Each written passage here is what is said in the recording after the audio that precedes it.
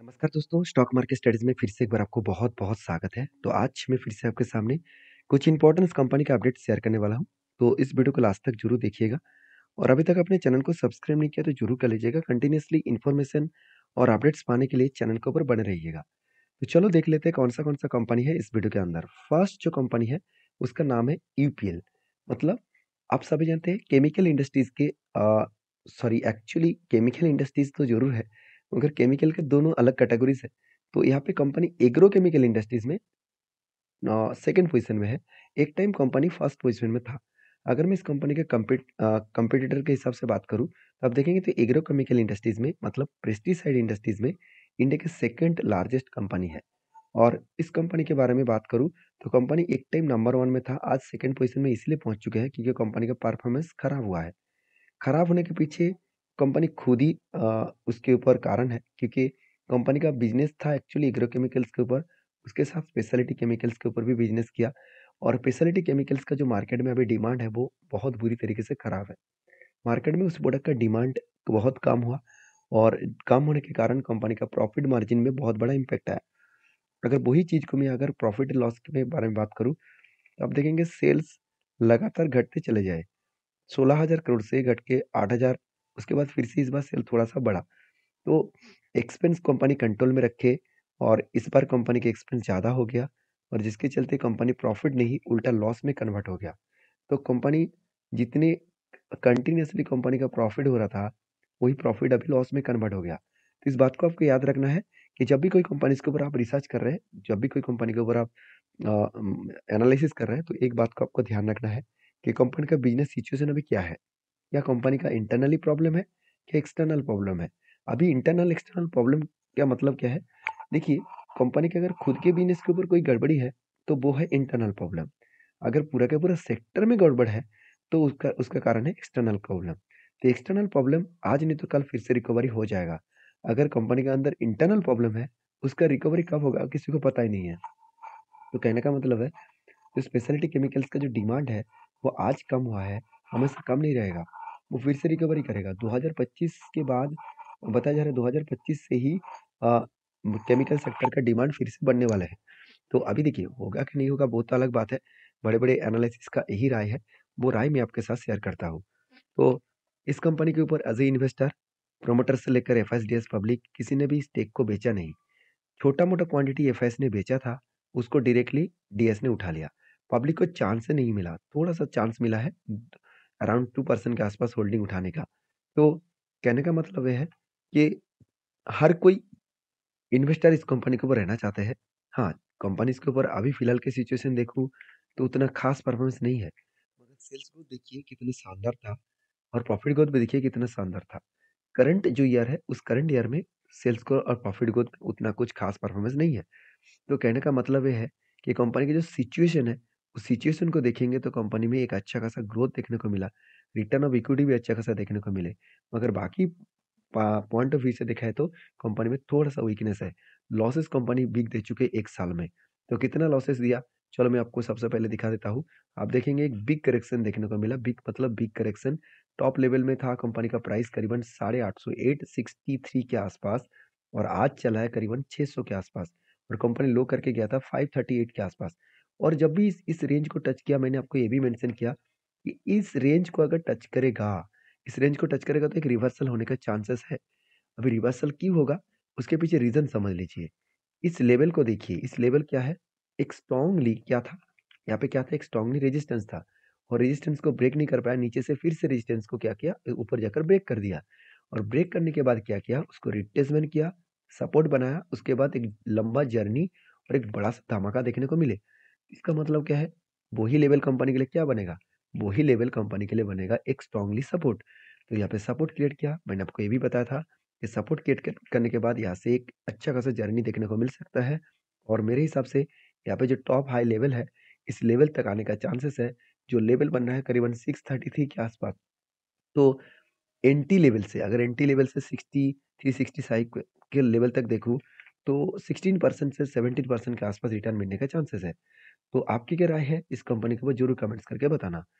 Next जो company है उसका नाम है आईजीएल, इंद्रप्रस्थ गैस लिमिटेड। देखिए आईजीएल एक ऐसी कंपनी है जिसके ऊपर आपको फ़ोकस होना चाहिए, बिल्कुल होना चाहिए क्योंकि आईजीएल के ऊपर हर किसी के अलग ओपिनियन है, हर कोई इस कंपनी के ऊपर कुछ अलग सोचते हैं।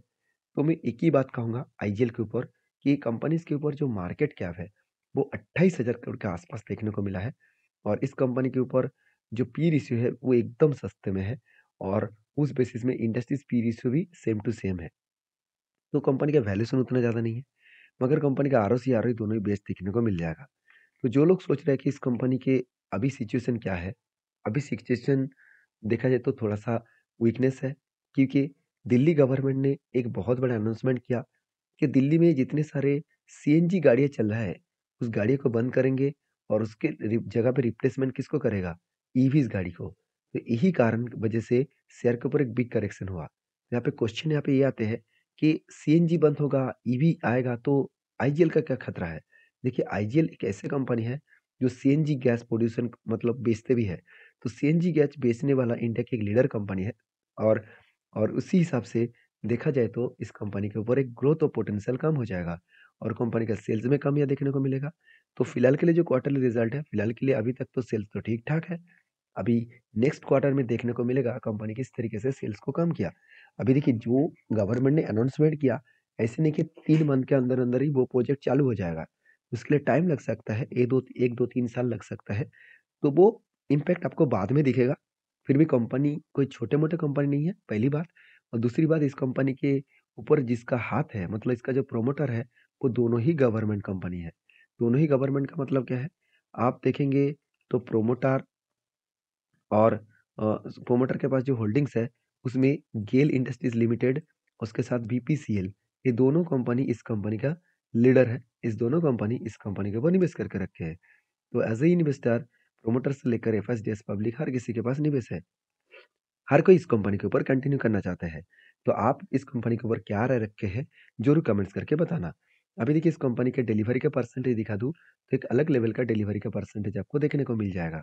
और इस कंपनी का चार्ट पैटर्न्स के बारे में बात करूँ, तो आप देखेंगे तो कंपनी के ऊपर एक शानदार तरीके से शोल्डर कम ह हेड कम शोल्डर बना था और ब्रेकआउट भी किए और अच्छा खासा यहाँ पे टारगेट भी अचीव हुआ। तो एक अलग लेवल का टारगेट यहाँ पे अचीव हुए और जिस वजह से इस कंपनी के ऊपर अच्छा खासा यहाँ पे ग्रोथ भी देखने को मिल जाएगा। तो मैं ज़रूर कहूँगा इस कंपनी के ऊपर आपको एक अलग लेवल का ग्रोथ देखने को मिले है। तो अभी फ़िलहाल के लिए क्या सिचुएशन है? देखिए टारगेट तो हो चुके हैं। अभी देखिए नीचे आ रहा है तो अभी मैं वेट कर रहा हूँ इस नीचे लेवल को टच करने के लिए। क्योंकि यहाँ पे जब टच करेंगे तो एक पैटर्न्स पहले ही बना बना हुआ है। वो एक कंटीन्यूअसली बाइंग एक रेंज ट्रेडिंग बना हुआ है। तो जब भी इस बाइंग रेंज को इस लेवल को टच करेगा तो यहाँ पे मेरा एंट्री बनेगा और इस बाइंग रेंज का जो एंट्री है और टारगेट जो है वो 24% के आसपास रहेगा। तो जब यहाँ पे टच करेंगे और एंट्री बनेंगे तो हम कौन-सा लेवल में मैं एंट्री लूँगा मैं आपके साथ ज़रूर शेयर करूँगा। फिलहाल के लिए इस कंपनी के ऊपर शांति से मैं बैठा रहूँगा। मैं इंतज़ार करूँगा किसी मौके का क्योंकि मार्केट में आपको चीते की तरह बैठे रहना पड़ेगा क्योंकि यहाँ पे आपको पेशेंस होगा। जब तक पेशेंस नहीं दिखाएँगे तो आपके हाथ में कोई शिकार नहीं मिलता है, जैसे चीता का कोई शिकार नहीं मिलता है। शेर को जैसे शिकार नहीं मिलता है, वो पेशेंस के साथ बना रहता है, तो आपको भी शिकार करने के लिए थोड़ा-सा इंतज़ार करना पड़ेगा और उस पेशेंस के साथ बना रहना पड़ेगा। तभी आपको मौका मिलेगा और उस मौके का फ़ायदा उठा सकते हैं। तो नेक्स्ट जो कंपनी उसका नाम है केपीआई ग्रीन एनर्जी। देखिए केपीआई ग्रीन एनर्जी अ, एक प्रॉफिटेबल कंपनी है और एक बेस्ट कंपनी होते जा रहा है। मगर इस कंपनी के ऊपर बिग एक नेगेटिव पॉइंट्स है। वो है इस कंपनी का कर्जा। कंपनी 2.5% से भी ज़्यादा डेप्थ ऑफ इक्विटी लेकर रखा है। मतलब पर इक्विटी में कंपनी का 2.5% के आसपास डेप्थ है। तो सोचिए तो आप आप जो शेयर खरीदारी कर रहे हैं तो पर इक्विटी जो शेयर खरीदारी कर रहे हैं उसमें 2.5% के आसपास कर्जा है। तो हाँ, आप इस बात को याद याद रखिएगा कि जिस कंपनी के पास ज़्यादा कर्जा है, उस कंपनी में बड़ा खतरा है। तो जो लोग सोच रहे हैं कि इस कंपनी बहुत शानदार है, मैं भी ये भी कहूँगा कि कंपनी बहुत शानदार है। फिलहाल के लिए कंपनी का तो ग्रोथ होगा ही, क्योंकि सोलर प्रोजेक्ट के ऊपर ही कंपनी काम कर रहा है।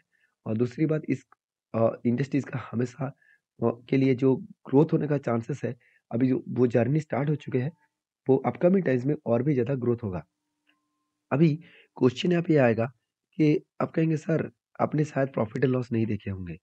सेल्स लगातार बढ़ता हुआ चला गया, एक्सपेंस कंट्रोल में रखा और कंपनी का प्रॉफिट मार्जिन, नेट प्रॉफिट वो भी लगातार बढ़ता हुआ देखने को मिले। 12 करोड़, 21 करोड़ और 35 करोड़। तो अलग लेवल का कंपनी का 1 करोड़ से बढ़ते हुए 35 करोड़ तक पहुँचा। तो जो लोग सोच रहे हैं कि प्रॉफ़िट अच्छा हो रहा है, तो कर्ज़ा लिया तो क्या हुआ? हाँ, आपकी बात सही भी है। आज कंपनी को प्रोजेक्ट मिल रहा है, तो कंपनी मतलब छाती चौड़ा करके आगे बढ़ रहा है। जब कंपनी का प्रोजेक्ट मिलना कम हो जाएगा, तो कंपनी को कर्ज़ा तो कम नहीं होगा। तो वो जो बैंक से लोन लिया है, बैंक तो ये नहीं कहेंगे कि आपको प्रोजेक्ट नहीं मिला, चलो मैं जब प्रोजेक्ट मिलेगा तब मैं मुझे इंटरेस्ट दे देना, तब मुझे मेरा पैसा लौटा देना। ऐसे होगा नहीं, तो तब इस कंपनी बड़ा एक दिक्कत में पड़ सकते हैं। तो बड़ी सी एक दिक्कत में पड़ सकते हैं, तो उस हिसाब से मैं बात करूँ, तो कंपनी में अभी भी रिस्क है। इसलिए मैंने केपीआई गेन के ऊपर अभी भी कोई भी लॉन्ग टर्म के लिए इन्वेस्टमेंट नहीं किया। हाँ, जब-जब मैंने इसके ऊपर ट्रेड बना जब-जब मैं इस कंपनी के ऊपर ट्रेड बना तो मैंने ट्रेड लिया।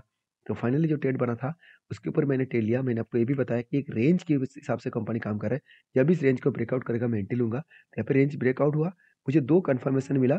एक कन्फर्मेशन है कफ विद 100 का, दूसरा कन्फर्मेशन है एक मतलब जो एक ही रेंज के ऊपर ट्रेड बना, तो उस रेंज को ब्रेकआउट किया मतलब एक लेवल को ब्रेकआउट किया, तो उसके मैं ऊपर टेल लिया और मेरा टारगेट जो था वो 20% के आसपास और मुझे सिर्फ 5 दिन के अंदर-अंदर टारगेट मिला था।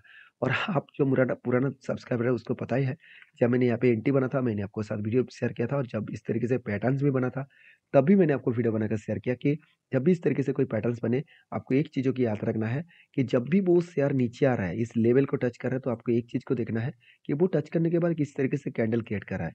अब हमेशा देखना, हमेशा आपको कुछ हैमर जैसे कैंडल दिखेगा। जब भी कुछ इस लेवल का कैंडल दिखेगा, कोई भी सपोर्ट में, तो सोचिएगा बायर बहुत एक्टिव है, सेलर से कई गुना ज़्यादा। तो इसका मतलब वो कभी न कभी ब्रेकआउट करेगा और टारगेट भी अचीव करेगा। तो यहाँ पे क्वेश्चन यहाँ पे ये आएगा कि सर अभी क्या करूँ? देखिए अभी क्या करूँ का मतलब कुछ नहीं है, अभी इस कंपनी को बस शांति से बैठे रहिए। क्योंकि अभी कोई ट्रेड नहीं बना, अभी यहाँ पे कुछ टाइम अगर बिताए उसके बाद कोई ब्रेकआउट दे तो बड़ा-सा मैं जर्नी के लिए तैयार रहूँगा। बाकी आपकी क्या राय है? ज़रूर कमेंट्स करके बताना और वीडियो में जानकारी अच्छा मिले तो प्लीज़ एक लाइक ज़रूर कर देना। लास्ट जो कंपनी उसका नाम है नेस्ले इंडिया। जल्द से जल्द इस कंपनी के ऊपर आपको स्प्लिट देखने को मिलेगा। 1 के बदले 10 शेयर आपको ज़रूर कंपनी देने वाला है। इस तरीके से बोर्ड में अनाउंसमेंट कर चुके हैं। तो कब स्प्लिट मिलेगा इसका डेट अभी तक नहीं आया। तो डेट जब आ जाएगा तो मैं आपके साथ ज़रूर शेयर करूँगा। तो वीडियो में अगर जानकारी अच्छा मिले तो प्लीज़ लाइक करना, दोस्तों के साथ भी शेयर करना। मिलते हैं नेक्स्ट वीडियो में, तब तक के लिए धन्यवाद।